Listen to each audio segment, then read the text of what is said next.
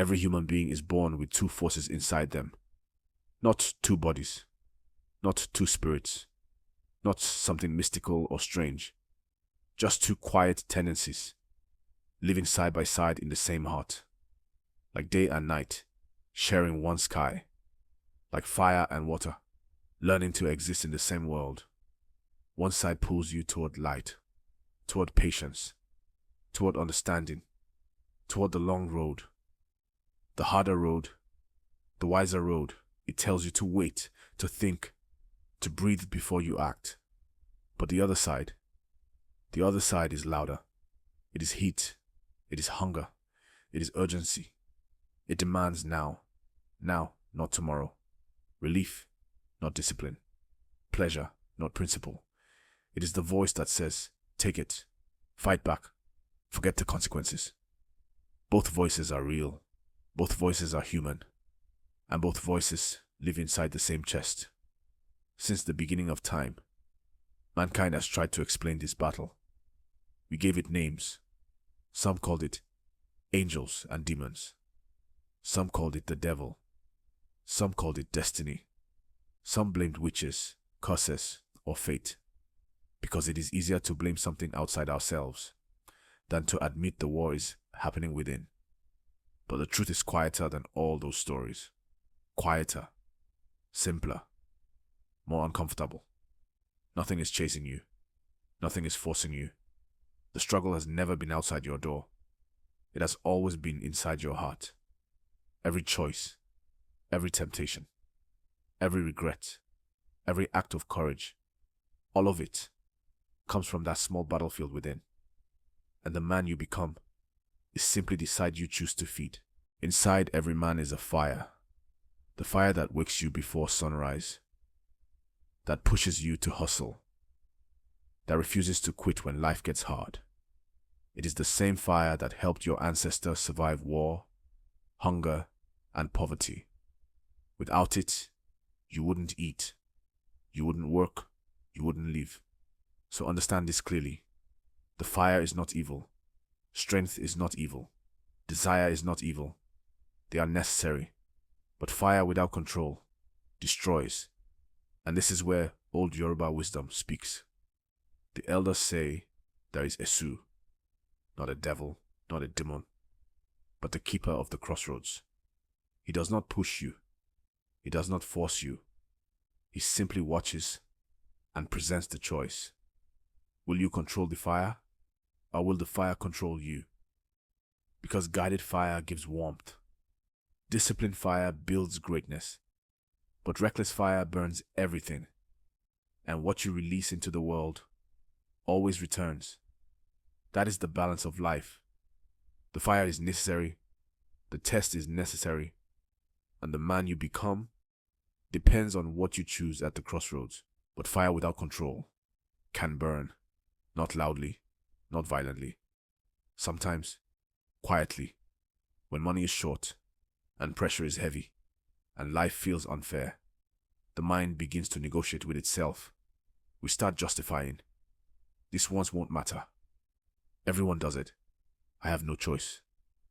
And slowly, the line between right and wrong fades. Not because we are evil, but because we are tired. Because we are afraid. Because we forget to pause and think. That is how most people fall. Not in darkness, but in small compromises. One decision at a time.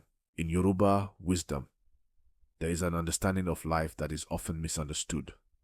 The elders speak of Esu, not as a devil, not as darkness, but as the principle of choice. They say he stands at the crossroads of human decisions, not to push you, not to trap you, but to witness, to reveal, to expose what is already inside you. Esu does not create your weakness, he reveals it. He does not force your hand, he allows you to show it. And whatever you choose, life reflects back to you, not as punishment, not as curse, but as consequence. Because in this world, every action carries its return, and character is proven, not when life is easy, but when the road divides in two. And when you listen closely, Every faith teaches the same truth. Master your desires, or they will master you. You reap what you sow. Good and evil already live within the soul. Notice this. The scriptures never blame a devil. They never blame darkness. They point back to you, because the real battle is not outside. It is within. Not an enemy chasing you, but desire left undisciplined. And life is honest. It doesn't punish. It simply responds. If you lie, trust quietly fades. If you cheat, peace slips away. If you choose only yourself, loneliness slowly follows. Not because someone cursed you, not because fate is cruel, but because every action leaves an echo. Every choice casts a shadow. This is not revenge. This is not judgment. It is simply consequence. The natural return of what we put into the world. Then you begin to understand something deeper. The fire was never the enemy, and the shadow was never evil. Both were always parts of you. The strength to survive, and the restraint to choose wisely. The desire that pushes you forward, and the discipline that keeps you steady.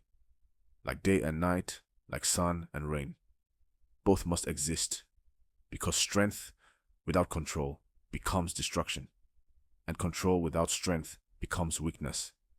So one must guide the other. That is balance. And balance is the quiet wisdom of a whole man. So stop searching for devils to blame. Stop pointing at shadows. Nothing out there is ruining your life. The fire is yours. The choice is yours. And whatever follows is yours too. That's not punishment. That's responsibility. Some people call it character. Some call it conscience.